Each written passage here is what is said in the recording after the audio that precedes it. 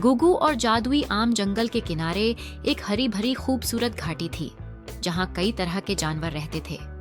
उन्हीं में से एक मासूम और भोली भाली बकरी थी, जिसका नाम गुगु था। गुगु खुशहाल जीवन बिता रही थी, लेकिन उसके मन में हमेशा एक इच्छा थी। वह आम बकरियों की तरह ऊंची छलांग नहीं लगा सकती थी।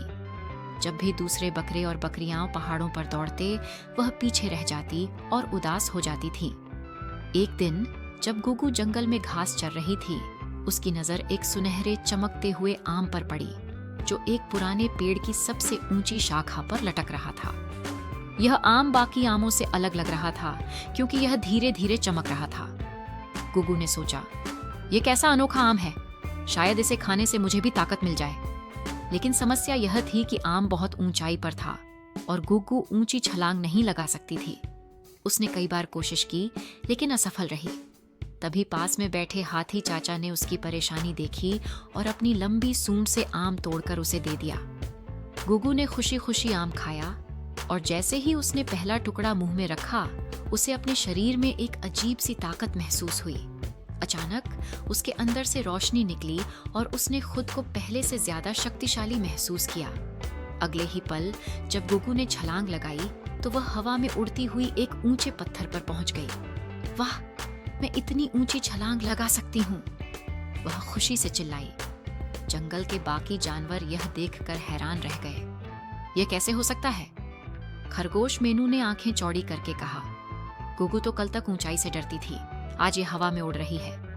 लेकिन जंगल में एक चालाक और शरारती बंदर भी रहता था, जिसका नाम चंगम बाबा था। वह हमेशा दूसरों की चीजें चुराने की ताक में रहता था। उसने सोचा, अगर यह जादुई आम गुगु को इतनी ताकत दे सकता है, तो मुझे भी इसे खाना चाहिए। रात में जब गुगु गहरी नींद में थी, चंगम बाबा चुपके से आया और आम के छिलकों की खुशबू सूंघकर उसी पेड़ तक पहुंच गया। संयोग से वहां एक और जादुई आम लटक रहा था। उसने जल्दी से आम तोड़ा और खुशी से कूदने लगा। अब मैं सबसे ताकतवर जानवर बन जाऊंगा। जैसे ही उसने पहला टुकड़ा खाया, आम तेज रोशनी देने लगा और अचानक चंगम बाबा हवा में उड़ने लगा।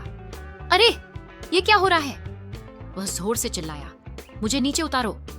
लेकिन आम ने उसे आकाश में घुमा दिया और वह एक पेड़ की शाखा से जा टकराया। ठाक! चंगम बाबा जमीन पर धड़ाम से गिरा और सारे जानवर हंसने लगे। गुगु आगे बढ़ी, उसकी मदद की और हंसते हुए बोली, चंगम बाबा, असली ताकत जादुई चीजों से नहीं आती, बल्कि खुद पर विश्वास करने से आती है। अगर मैं पहले खुद पर भरोसा करती, तो मुझे जादुई आम की जरूरत ही नहीं पड़ती। चंगम बाबा को अपनी गलती का एहसास हुआ। उसने सभी से वादा किया कि अब वह चोरी नहीं करेगा। जंगल के जानवरों ने ताली बजाई और गुगु को जंगल की हीरो मान लिया। अब वह अपनी नई ताकत से दूसरों की मदद करने लगी। सीख, खुद पर विश्वास ही असली ताकत है।